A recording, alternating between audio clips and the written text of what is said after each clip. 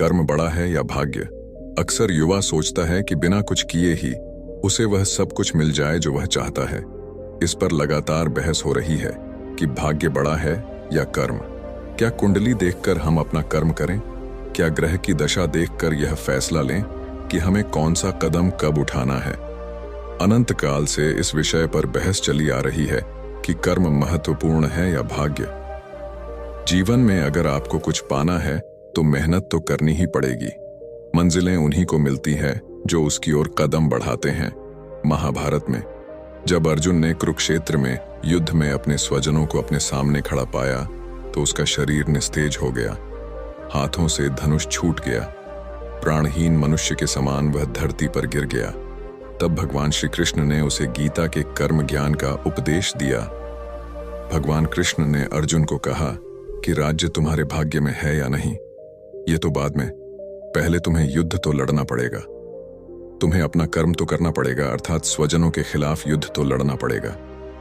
तुलसीदास जी ने भी श्री रामचरितमानस में लिखा है, कर्म प्रधान विश्व करी राखा, अर्थात युग तो कर्म का है।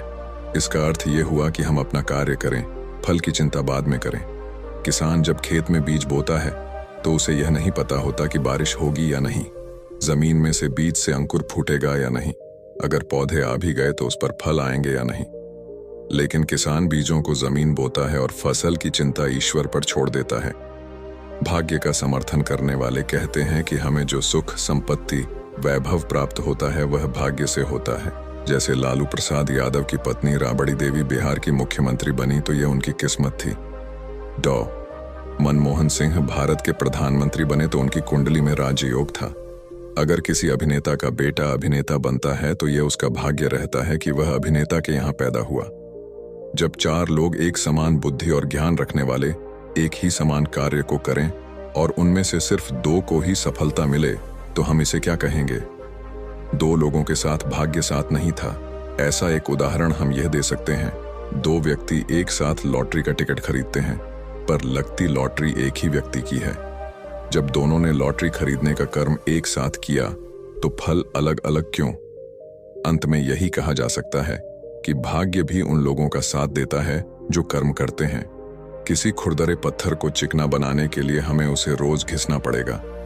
ऐसा ही जिंदगी में समझें, हम जिस भी क्षेत्र में हों, स्तर पर हों, हम अपना कर्म करते रहें बिना फल की चिंता किए। जैसे परीक्षा देने वाले विद्यार्थी परीक्षा देने के बाद उसके परिणाम का इंतजार करते हैं।